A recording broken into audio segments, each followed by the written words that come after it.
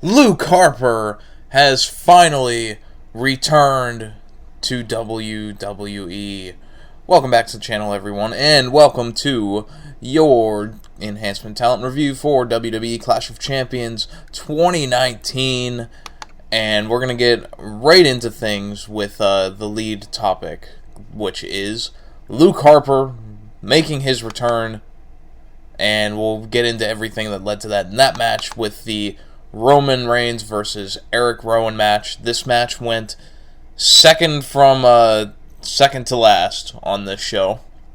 It was reported earlier in the day by WrestleVote's Twitter account, which has been hit or miss, but they reported that at the time that this match was slated to go on last, it did not end up going on last, but being what the finish was, I can see the possibility of why it may have been discussed at some point to put this match on last. So, and I mean, the idea of Erick Rowan headlining a pay-per-view in a singles match is pretty crazy to think about, but it may have been pretty close to happening. So, at the start, this was every Roman Reigns match ever. Rowan beats on Roman forever until the eventual comeback. This, at least, though, was an ODQ match, so it was a little more fun with Rowan and Reigns battling around in the crowd and throughout ringside and the stairs and the weapons and all that. So there was at least that to it. Rowan put Reigns through 2 tables at various points in this match. One through the announce table with a powerbomb, and then later Claw slammed him through a table somewhere in the crowd. And they continue brawling around in the crowd. They get back to the top of the stage, and Roman gets his revenge on Rowan for using that jib camera on him on SmackDown, the swinging camera on the big stanchion sort of thing that swings around like the sky cam sort of thing. Whatever you want to call it. Apparently it's called a jib camera. I'd never heard of that before, but that's apparently what it's called. So, Roman uses that on Rowan, gets back at him, hits a Superman punch. Rowan goes down the ramp, and Roman sets up for a big spear running from the top of the ramp down to the bottom, when out of nowhere, in comes Luke Harper with a big boot right to Roman Reigns. Luke Harper finally returning after the months away from television. I mean, the last time he was seen, I believe, was in that WrestleMania Battle Royal. And apparently there was a spot in that match that was blamed on him with him and Braun Strowman.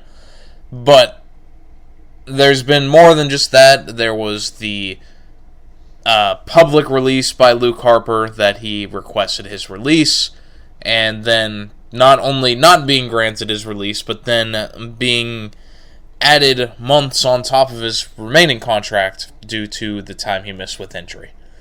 And the whole thing has just been said that Vince has been out on Luke Harper for a long time, and one of the apparent reasons was that Luke Harper could not do a sufficient Southern accent. And ever since then, Vince has had his qualms with Luke Harper.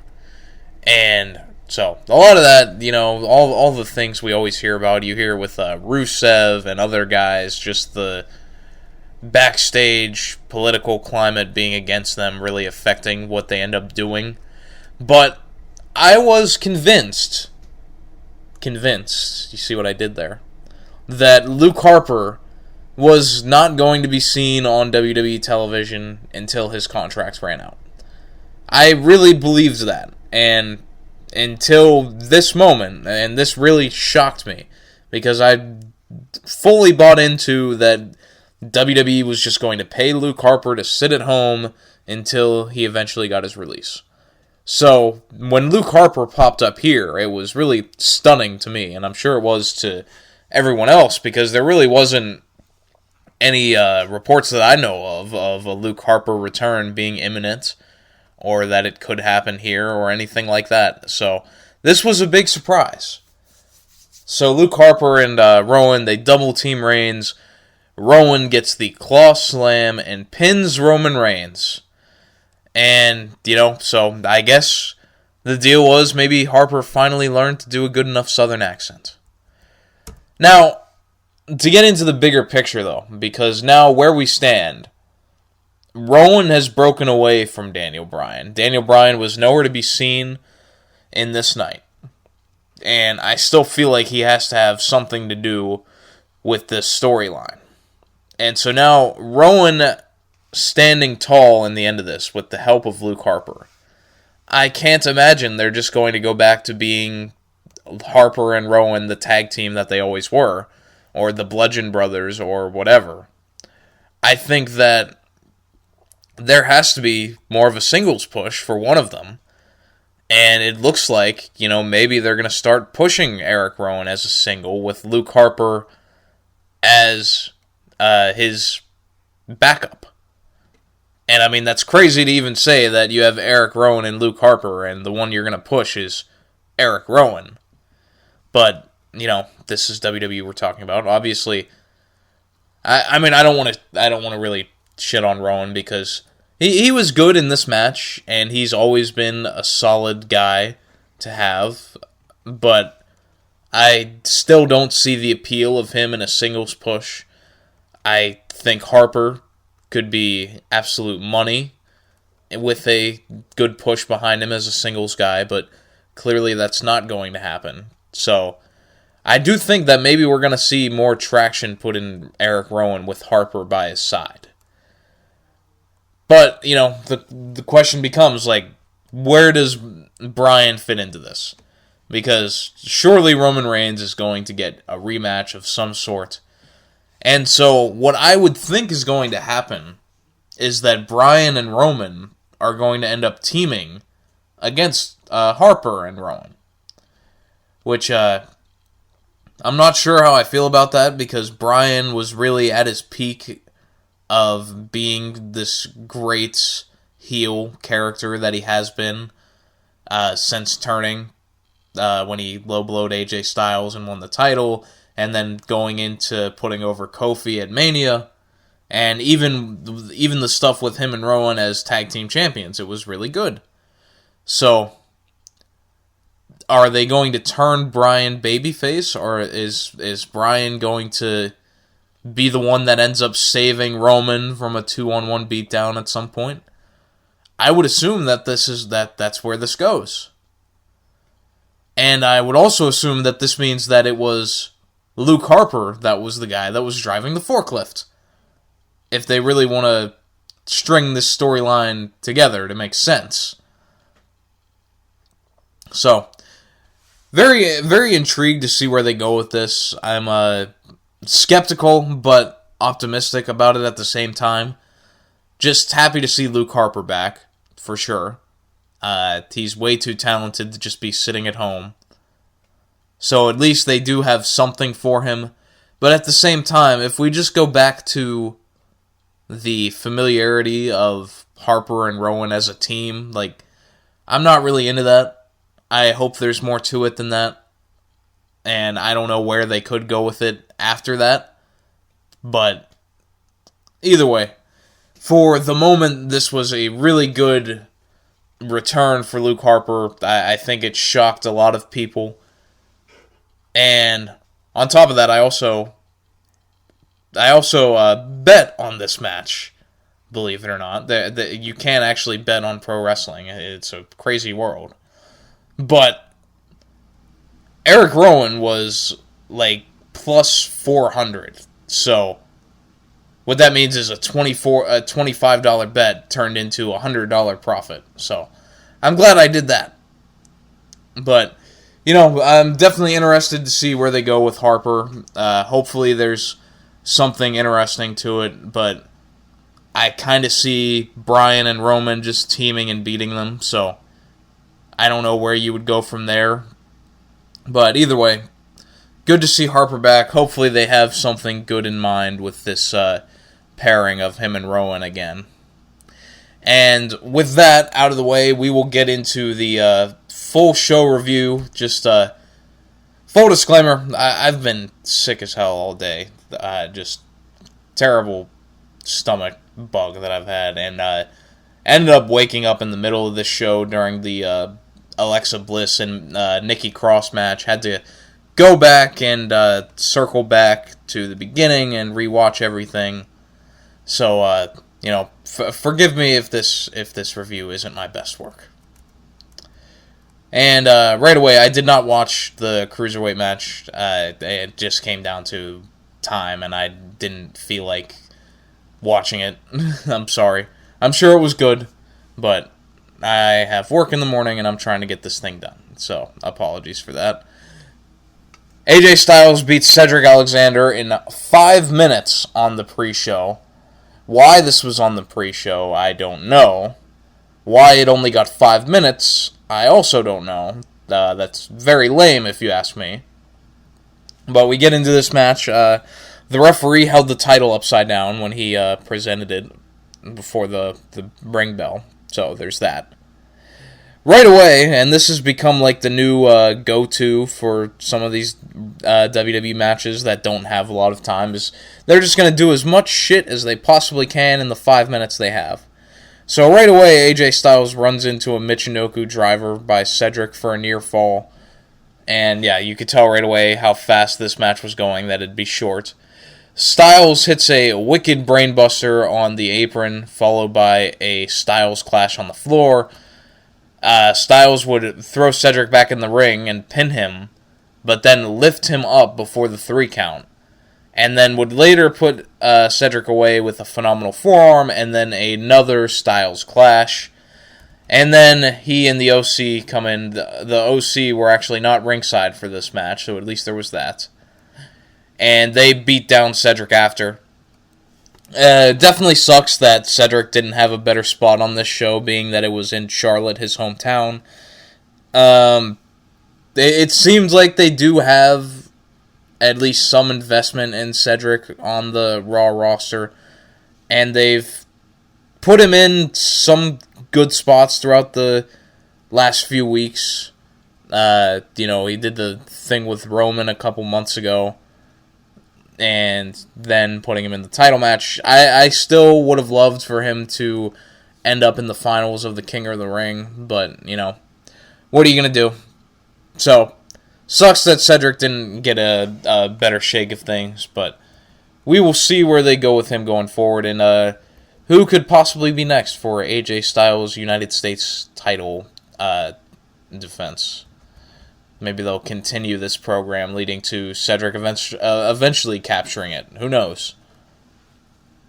So the opening match of the main card was Rudolph Ziggler, the team of Robert Roode or Bobby Roode. They change his name every day, so I don't even know. Versus the tag team champions Seth Rollins and Braun Strowman. Of course, Seth and Braun would end up main eventing this show with the Universal title match, so the feuding teammates. And that's really what would end up being the story of this match. It was it was a status quo sort of tag match. They built the hot tag for Strowman. Strowman eventually shoulder tackles Roode, who ends up falling into Rollins. Strowman, I believe, gets thrown into the post and taken out to the outside of the ring by Ziggler.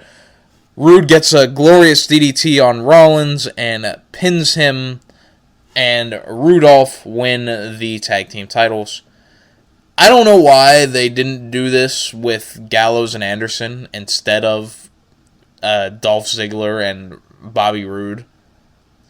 Because if you think about it, like the last few weeks, the whole storyline has been centered around AJ Styles and the OC interrupting Braun Strowman and Seth Rollins, interrupting their contract signings, making fun of how Braun got a title match because he looked at the title. So wouldn't it have made sense for it to be Gallows and Anderson versus Strowman and Rollins here? I don't know. That's just me. But instead we're going to go with the tag team that wasn't actually a tag team until a couple weeks ago with Dolph Ziggler and Bobby Roode. They've already killed this Raw Tag Division. It's dead. There's no point in caring about anything that they do. I don't know who Roode and Ziggler go against next, and really I don't care because they've destroyed this Raw Tag Team division ever since Rollins and Strowman won the titles, and then the Tag Team Turmoil match really sucked the life out of it. So, not into anything they're doing with the Tag Team division right now, but maybe things can change when we get to October and the draft comes, which we'll talk more about that draft. I'm going to try to do a draft predictions video some point in the near future, so we'll have that for you soon. After this, we had Bayley versus Charlotte for the SmackDown Women's title. This match went just under 4 minutes. Surprising that a Charlotte match is going to go so short, and Charlotte is going to end up losing, in fact. The finish comes with Bayley luring in Charlotte as she's sat down in the corner. She had taken off the bottom turnbuckle, and Charlotte had evaded the referee that was discussing something with her. So the referee's back was turned, and Bayley ends up planting Charlotte face first into the exposed steel turnbuckle, and that would be it. She would pin her right away, get the win, and then she would grab her title and run away. Just grabbed it and ran. That took the money and ran. So this was nice that they established more of Bayley's new heel tendencies, and she can keep going with the delusional heel character. When they had the promo with her that she said that she's still a role model, and that she taught a lesson to the kids about how you should stay loyal to your friends, and what she did with Sasha. And now the lesson can be win at all costs. That can be the same heel rationale behind all this. So I like that. I don't like that it paints Charlotte as the sympathetic figure. It would have worked better if it was someone else, but who else do they really have? So I don't think this turned Charlotte babyface, but it was just a weird dynamic. But at least they were in Charlotte, so naturally Charlotte was the one that was being cheered. But I don't think this was a full-on face turn for her. After that, the Revival beat New Day for the tag team titles. This was really centered around Xavier Woods' knee injury that the Revival took him out with a few weeks ago. They end up isolating Big E throughout the match, and then eventually Big E has no choice but to tag in Woods. Woods gets the hot tag for a minute, but after that, Big E would be taken out on the outside, leaving Woods to fend for himself. The Revival hit a Shatter Machine on Big E on the outside, followed by a Shatter Machine on Woods on the inside of the ring. And they have the match won. They could easily pin Woods and win the title, but instead they take off the knee brace of Woods, and I believe it was Dawson ends up putting him in like an Indian deathlock sort of submission, and Woods struggles, sells beautifully as he always does, and eventually has no choice but to tap out. So the Revival end up winning the tag team titles. The Revival, a Raw tag team now with the SmackDown tag team titles. Go figure. Wild card, brother. But surely this will mean that the Revival are going to get drafted over to SmackDown when that time comes. Other than that, the New Day had to lose it at some point. I think the idea of them being tag team champions, it's really been done enough at this point. And I don't really know where you go with them as a team with Big E and Woods, because they've done everything that they could do. So I don't know what to really do next with them. The SmackDown tag division, like the Raw tag team division, is very depleted. So I'm not sure what's next for the Revival, but we will see. Either way, Revival, good to see them with titles. So at least there's that. And next we get to Alexa and Nikki defending their tag team titles against Mandy Rose and Sonya Deville. I joined this match midway through. It seemed like a fine match, but Corey Graves was absolutely unbearable on commentary, just really taking away from what was actually going around in the ring.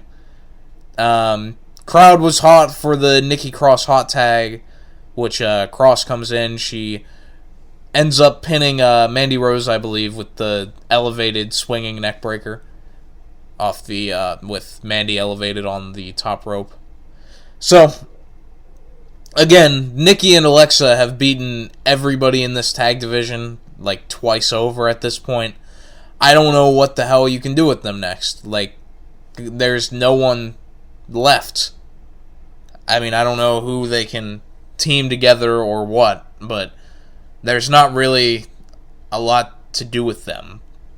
And this whole women's tag team division has been very, very mistreated. It hasn't had any sense of importance to it.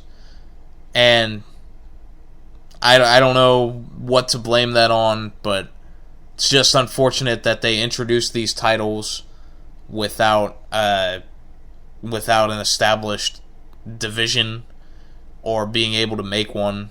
It's just really put a damper on the whole thing. So I don't know.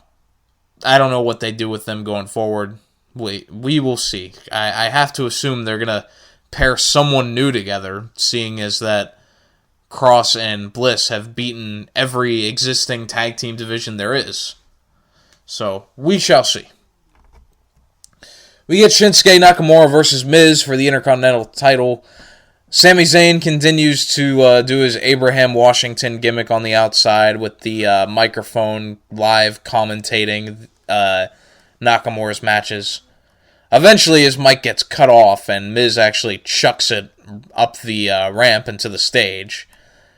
And so eventually Zayn distracts the ref on a Miz pinfall, I believe after he hit a skull-crushing finale.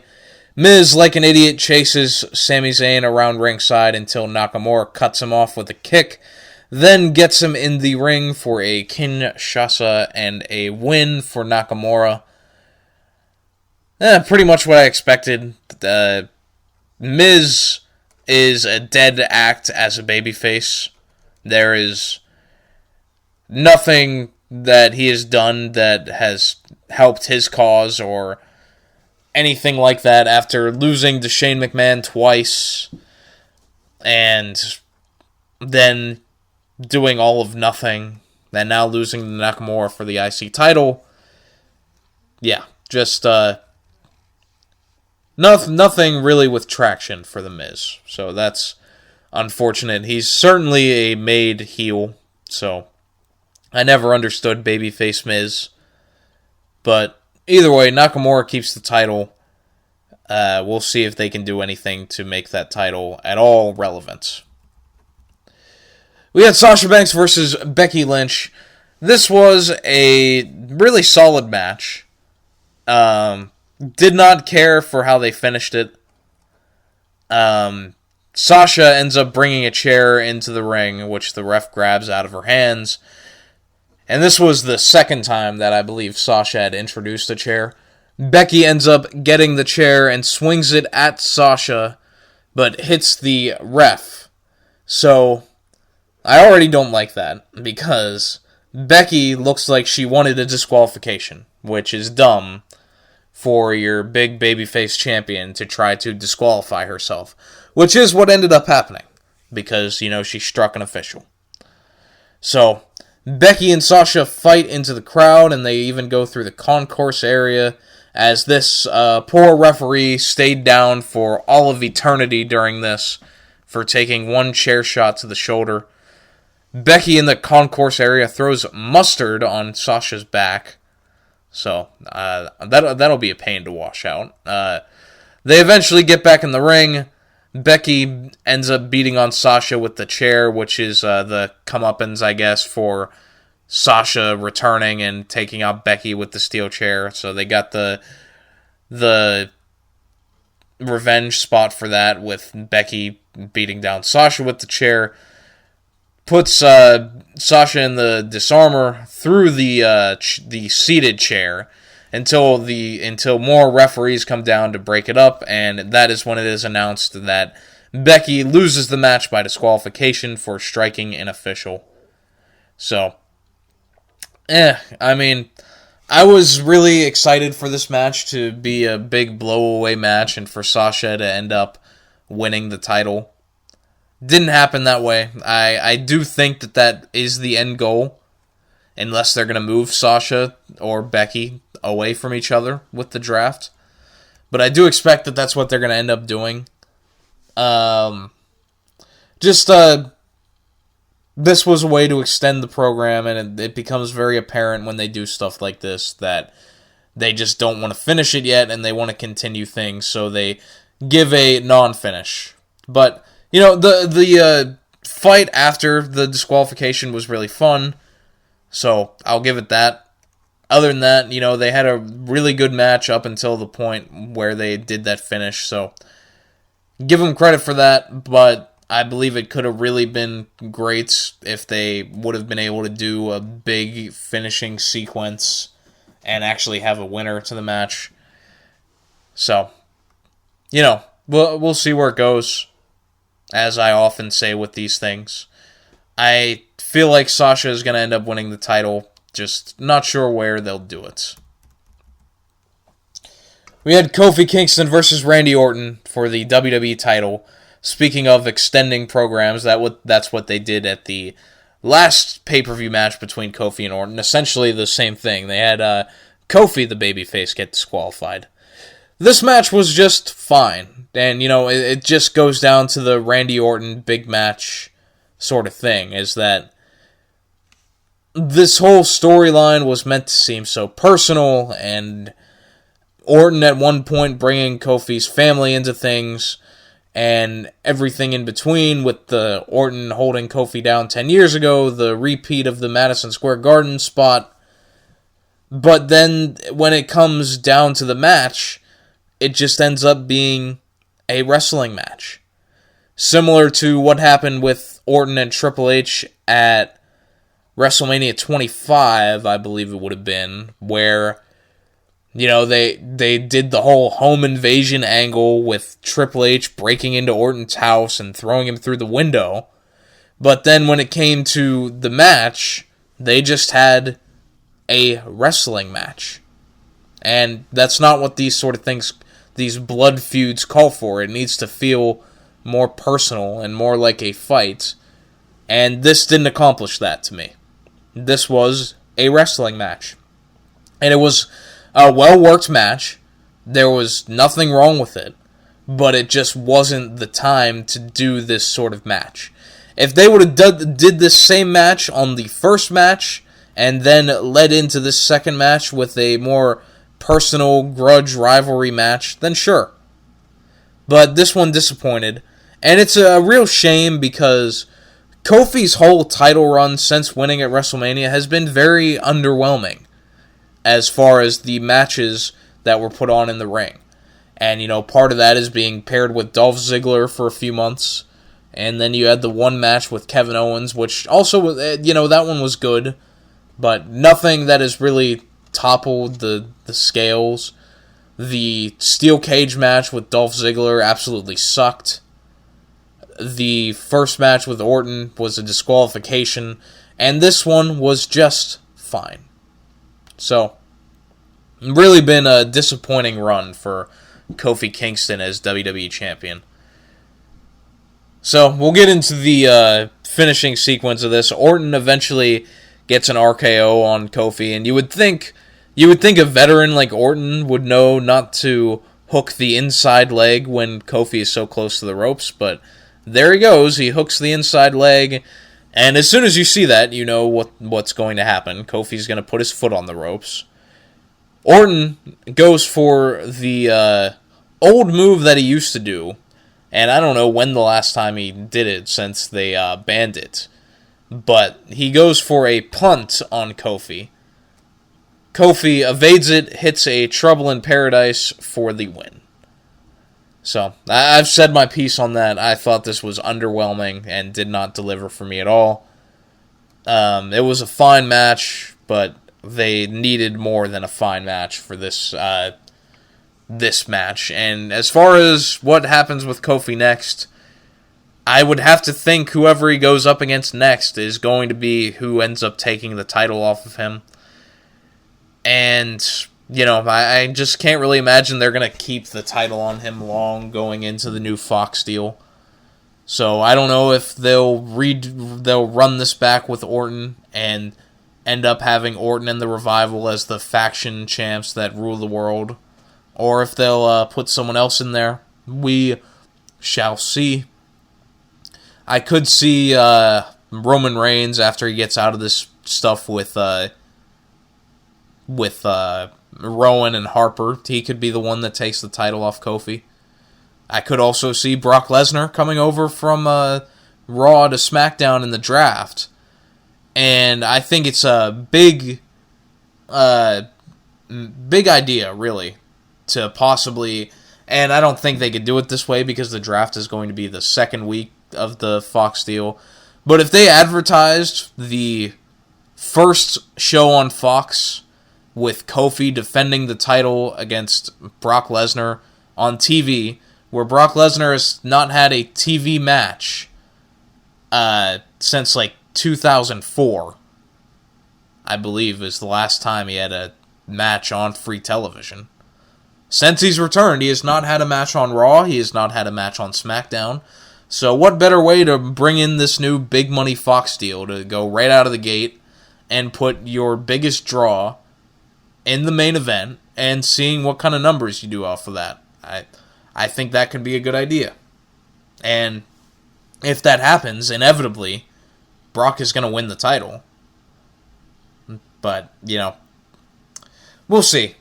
We'll see. After that is when we got the Rowan and Roman match, which I talked about at the beginning. So we go to the main event. It's Braun Strowman versus Seth Rollins. I really thought that this match wasn't going to be that good, but they ended up doing the best they could. I thought Seth Rollins really brought the best out of Braun Strowman. Braun at one point is going to do a big splash off the top rope after looking like Bambi up there, about to slip and fall. That is why this man belongs nowhere near the top rope. Braun ends up kicking out of a stomp at 1, then a second stomp at 2, then a third stomp with another kick out. Rollins, the story they wanted to really show here is that Rollins had to do everything he could to put away Strowman, so he ends up busting out an old finisher of his, the pedigree, which leads into a fourth stomp, and that gets the win, and Rollins retains. I hate to say it, Braun Strowman is officially dead. It's over. This is Braun's 5th chance at the Universal title that he has failed to win the championship. It's the Samoa Joe syndrome. Samoa Joe has failed 8 or 9 times to capture the WWE or Universal title. Now Braun, the big freaking monster that he is, he can't get the job done when it counts. It's over for him. There's nothing left to do with Braun as far as being in the main event. And it was completely unneeded. There was no need for this match to happen. And doing this match was damaging to Braun. It killed him eventually winning a world title, because even if he does at this point, I'm not going to care. And that train left the station long before this match. It really left when, at his peak, when he was the most over guy on the roster, that he lost to Brock Lesnar with one F5. The same way Samoa Joe, when he was at his peak, lost to Brock Lesnar with one F5. So Braun is dead. Rest in peace to his main event push. I'm sorry, it's over. The cat's out of the bag. They have no intentions of ever putting him in the main event as a world title holder. So that's over. Forget about it. I don't care. Braun is dead. It's over. After this, though, is when Rollins goes up the ramp and in celebration, but we hear the ominous Fiend screechy sort of sound that we've come accustomed to. Bray Wyatt, the Fiend, appears on the ramp. He hits Rollins with a Sister Abigail, then a Mandible Claw, and that closes the show with the assumed main event of Hell in a Cell being the Fiend Bray Wyatt versus Seth Rollins for the Universal title. So, obviously the Fiend has to win. There's no way around it. If they do all this to have the Fiend not win, then it will be an absolute waste of time. I do still think that it was too early to put Bray Wyatt in this situation and that they should have built him up more and led into a bigger money match like at a WrestleMania and then have him win the title. It seems rushed here, but I'll give them credit where credit is due, in that so many times in WWE do we see someone like Rusev get over with the Rusev Day stuff, and then for whatever reason, backstage politics or whatever, they end up dropping it. They would rather throw money down the drain than go with the hot hands there. So at least in this sense, they have seen the hot hand and they are going to capitalize on it. So I can give them credit for that. I would do it differently. I would do more of a slow burn to get to the eventual Universal title match. But I won't complain too much as long as the Fiend ends up winning. And it's really unfortunate for Rollins, too, after he beats Lesnar twice. You would think they would let him have more of a run. If you let Rollins, keep the title going into WrestleMania and then do the Fiend versus Rollins there, I think that would be an awesome way of doing things. But they're going to blow their load early and they're going to get it out of the way right away. So I can't complain too much about it because at least they're going with the hot hand. But that was the end of this show, and I mentioned the report earlier about that the plan at some point was for Roman and Rowan to go on last. With the way they ended this show, I can't complain with their placement of having Braun and Seth last, because the closing image being the Fiend taking out Seth Rollins, I believe, is the right way to go. So, that's all I have for you. I'm going back to sleep. Hopefully I feel better by tomorrow morning, but appreciate anyone who's actually watched this long. If you could, leave a thumbs up, subscribe to the channel, comment your thoughts on Clash of Champions, all of that cool YouTube stuff that you can do. And we will be back for Monday Night Raw. We've got the King of the Ring finals, Baron Corbin versus Chad Gable, which was bumped off of this Clash of Champions card. Thank God, with how many matches there already were. But we'll have that tomorrow on Raw. I've got Corbin winning, just to put my prediction out there. And we'll be here to review it tomorrow night on the channel. Appreciate you guys watching. Have a good night.